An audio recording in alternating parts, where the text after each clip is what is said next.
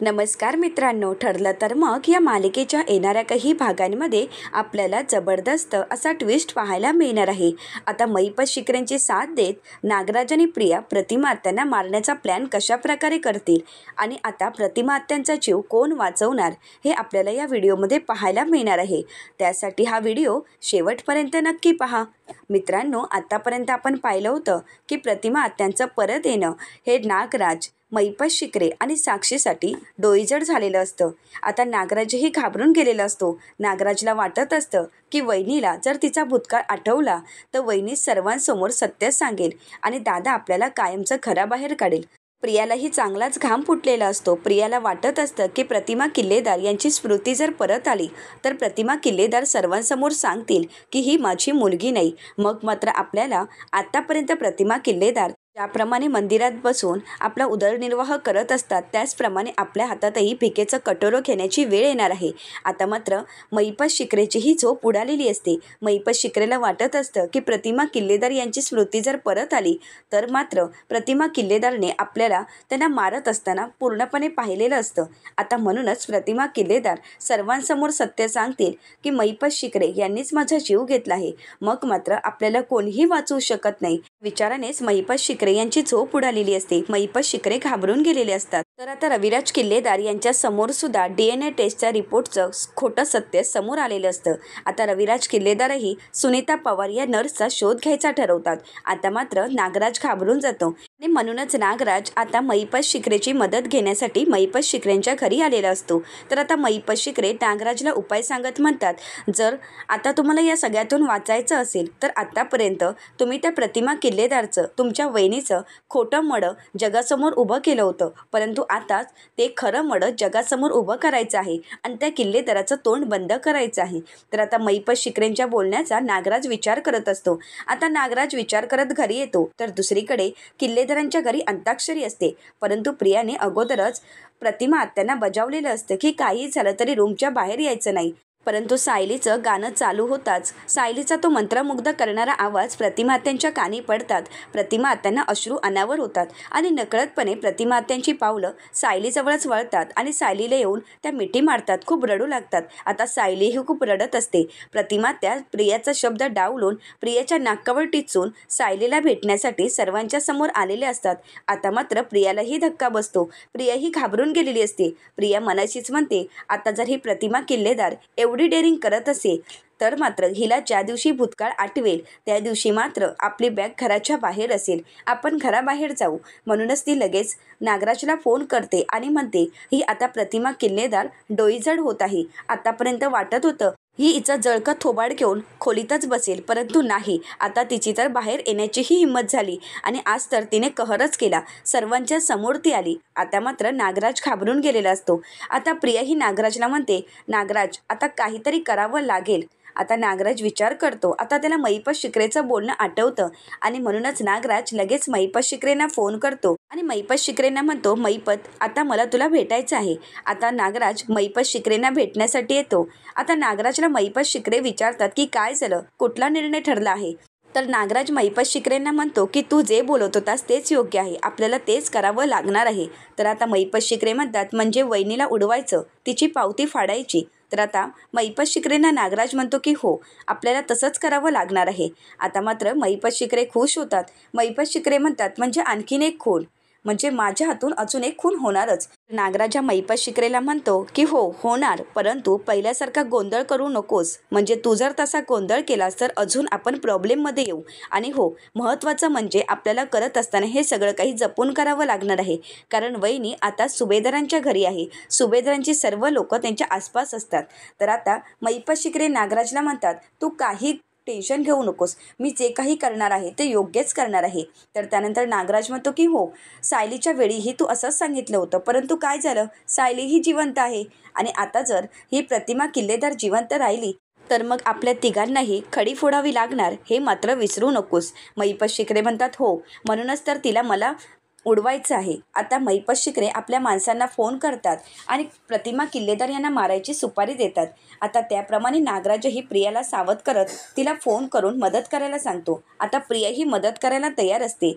आता सुभेदारांच्या घरचा गेट हा रात्री झोपण्या अगोदर बंद केला जातो, परंतु प्रिया जागे राहून येणाऱ्या गुंडांसाठी गेट खुला करून देते आणि त्यांना स्वतःहूनच आतमध्ये घेते।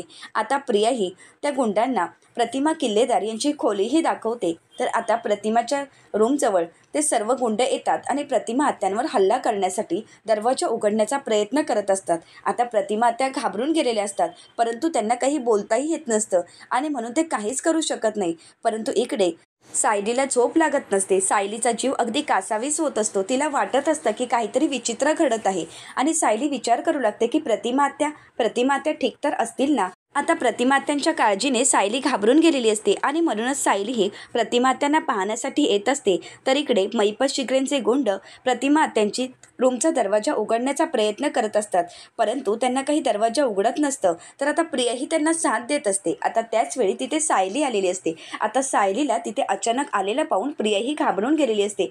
तर सायली पुढे येतात, सायलीला धक्का बसतो। सायलीने त्या माणसांना पाहिलेलं असतं आणि तिथे प्रियालाही पाहिलेलं असतं।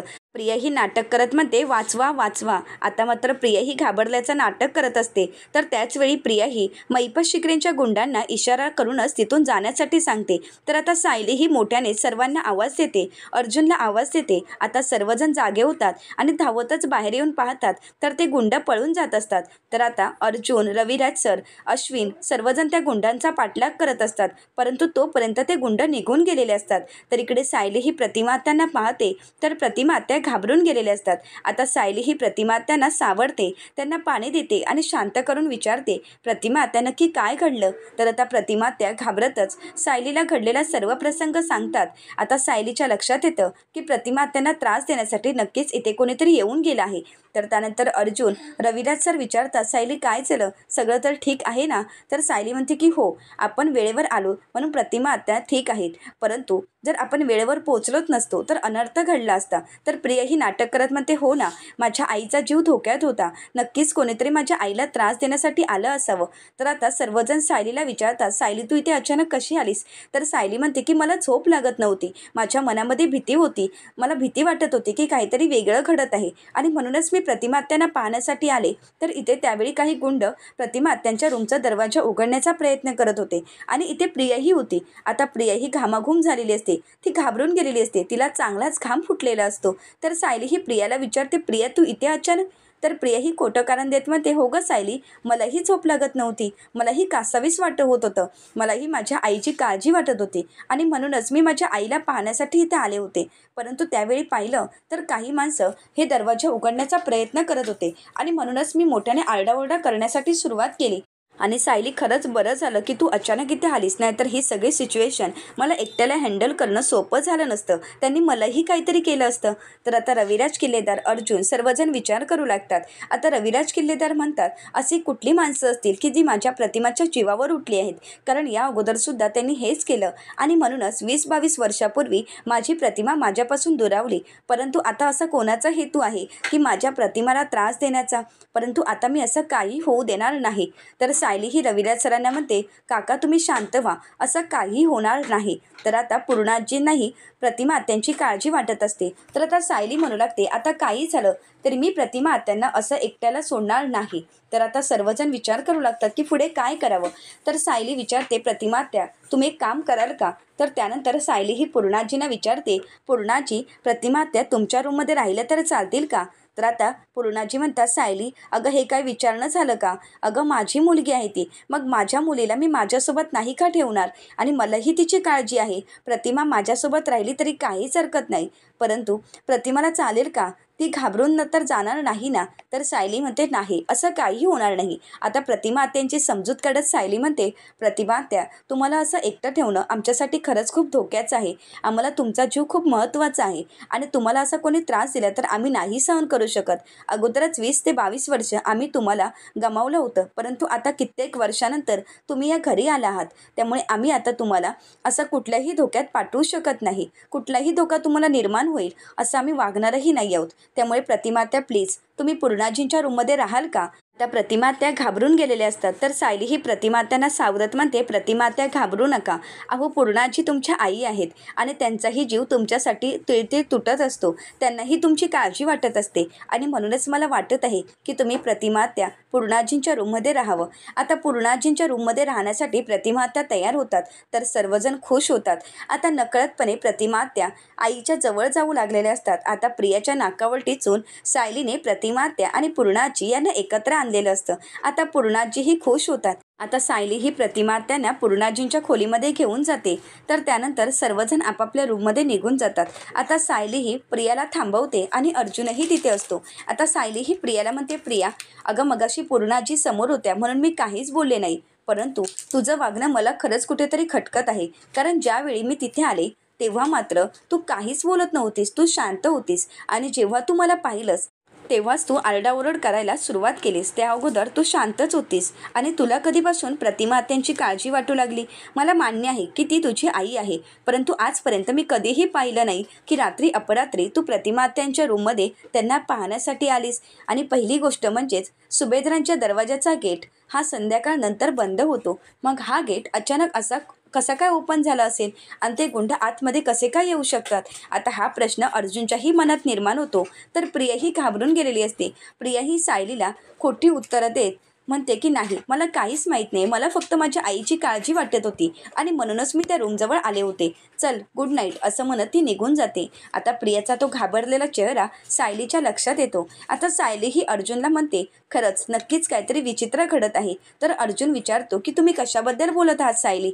तर आता सायली ही अर्जुनला म्हणते, मी तुम्हाला स्पष्टच सांगते, परंतु या प्रियावर माझा काडी मात्रही विश्वास नाही. प्रिया काहीतरी लपवण्याचा प्रयत्न करत आहे एवढं मात्र नक्की. आता या सर्व सत्याचा शोध घेण्याची जबाबदारी आपली आहे. नक्की प्रतिमात्यांच्या मागावर त्यांना त्रास देण्याचा हेतू कोणाचा आहे हे सर्व काही आपल्याला शोधावं लागणार आहे. आता सायली ही अर्जुनची साथ घेत कशा प्रकारे महिपाल शिकरे आणि नागराज आणि प्रियाचं कारस्थान उघडकीस आणेल हे पाहणं अतिशय रंजक ठरणार आहे. त्यासाठी चॅनलला नक्कीच सबस्क्राईब करा. आजचा व्हिडिओ तुम्हाला कसा वाटला हे कमेंट करून नक्कीच कळवा. आजचा व्हिडिओ जर आवडला असेल तर व्हिडिओला लाईक करायला विसरू नका. आणि हो, व्हिडिओ पाहिल्याबद्दल तुम्हा सर्वांचेच अगदी मनपूर्वक धन्यवाद.